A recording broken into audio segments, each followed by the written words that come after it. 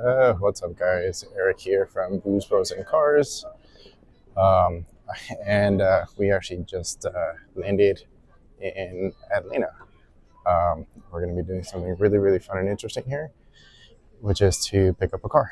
And the car that we're going to be picking up is a car that Nick bought, which um, I'm not going to say what it is. I'll wait until you guys see it in person when I see it. So, um, sorry, trying to navigate here through the airport.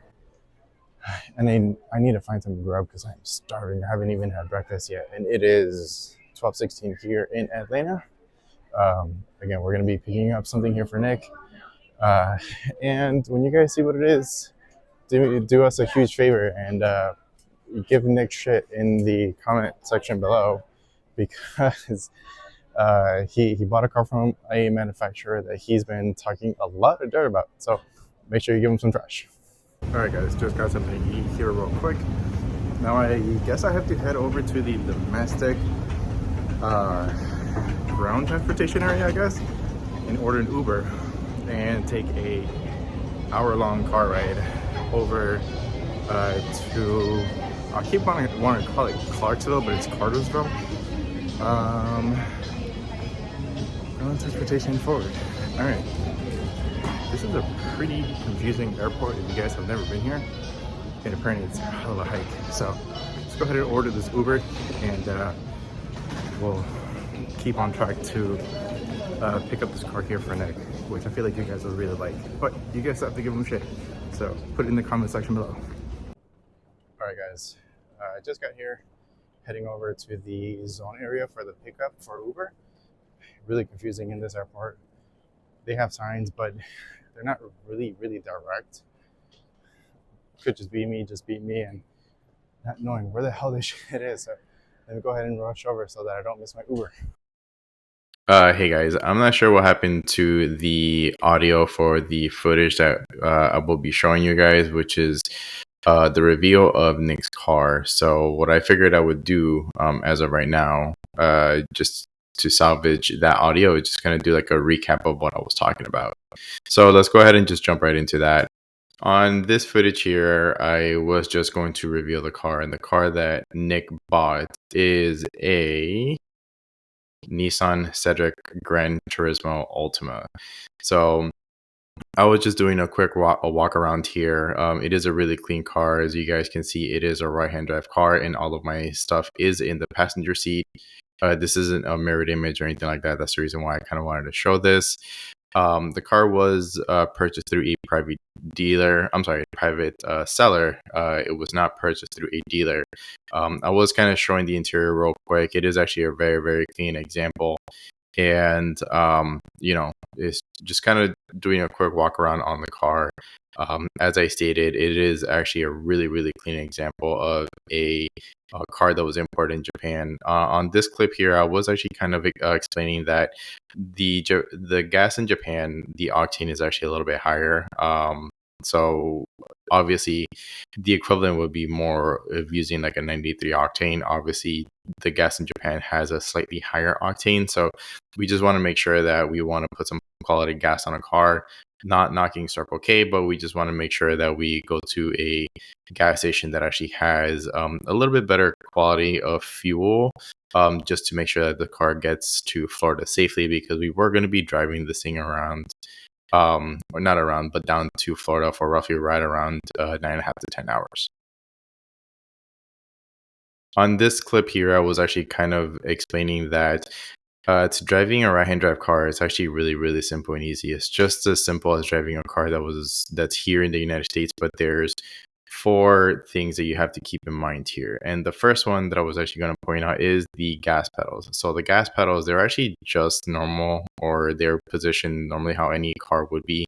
The gas pedal is on the right and the brake pedal is on the left. And if there was a clutch pedal, the clutch pedal would be where the normal positioning is. The second thing is that I was going to be going over is more like the visibility.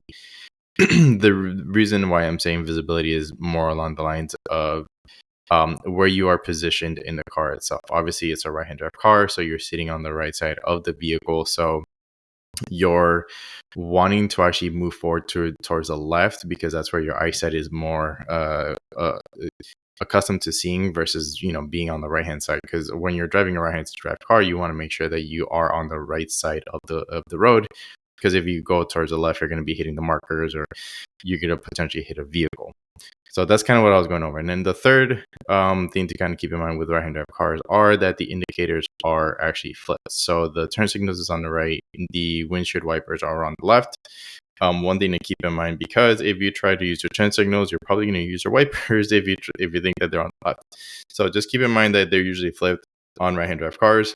Indicators on the right, windshield wipers to the left.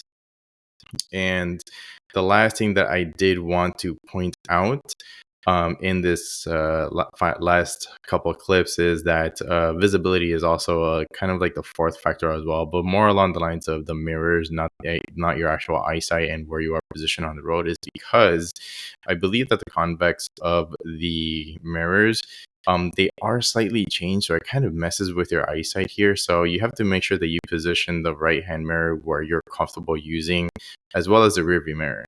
The left side mirror, or the passenger side mirror, which obviously here in the United States is the driver's side mirror, the convex kind of messes with your eyesight.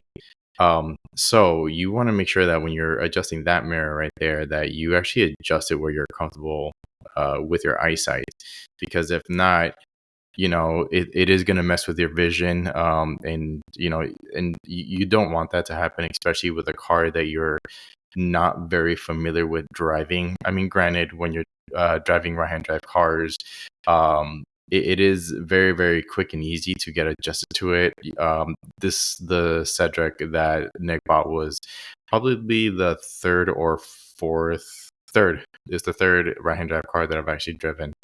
And the first time that I drove it, it was kind of a bit of a disaster, and that's kind of what I was referring to, is that the first time that I drove it, wasn't not a complete disaster. It was just more just driving how you're not supposed to, you know, trying to get close to the left hand lane, or to the left hand side of the lane, or being centered, and just trying to use the indicator on the left hand side versus on the right. So it's kind of one thing to kind of keep in mind. And funny enough, actually, one thing I was pointing out here is that the three cars that I've driven that are right hand drive up to this point, the first one was a 180 SX. The second one was a Nissan Zafiro, and then the third one actually happens to be the Nissan Cedric that I bought. So the three right-hand drive cars that I've driven have all been Nissans, funny enough. Alright, so stop for gas here real quick. And the Cedric is doing fucking awesome. It is the first time that, well, in our possession and ours, it's Nick's possession, really. It's the first time that it's her first trip to Buc-ee's without her own. Big sad. But the Cedric is actually doing really good. The front end actually of this thing looks really freaking cool. I mean, like, look at that fucking thing. It needs a kit neck, and it needs to be lowered, and wheels. And of course, in Buc-ee's old-fashioned, while you're here, why not, right? You know what's gonna happen. You know what's gonna happen.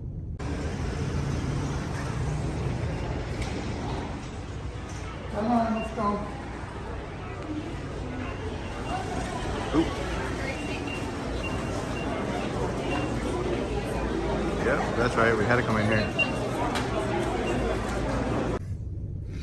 All right, just got out of Buc-ee's. If you guys have never been, they're usually always crowded, so I pretty much grabbed as much crap as I can carry. They have shopping carts, but I'm not gonna go crazy. I did end up getting a sandwich, a burrito, and apparently they have fried apple pie. I love apple pie, and I didn't even know that they had this, so I'm looking forward to it. And of course, because I had to, you have to when you're here at Buc-ee's, because why not? I got a Buc-ee's cup. Why not, right? The hell not? Love Buc-ee's. This place is awesome. By far my favorite gas station, aside from Wawa was another really good one. But yeah, let me tear into this food while I'm driving because I still have like, shit, 6 hours left to go. So, there guys. Actually, when you guys see me next, I'll probably end up being parked at Nick's house, handing him the Cedric. So, yeah, I'll catch you guys in 6 hours. And here she is in all its glory at Nick's house. Finally got delivered. Long ass freaking 9.5 hour drive. Probably closer to 10 hours. Probably. You gotta keep peeing. I only peed twice. Or no, once. Going through Atlanta's not fun either. It's not. But it's solid, man. This thing is cool. Really comfortable. And it's got a little pep in its step too. So anyways, guys, that was a trip for today. Like I said, it's a very, very interesting vehicle for Nick to get. His first JDM car, and out of the whole group, he's the one that got the JDM car versus against me, you know. But good for him. Happy that he got that the Cedric. But it's all the time that we have here for today. I need to haul ass home. I'm fucking tired. Thanks for watching. Make sure to hit the like button, comment, share, subscribe, all that good shit. Stay tuned for more content, and we'll catch you guys on the next episode.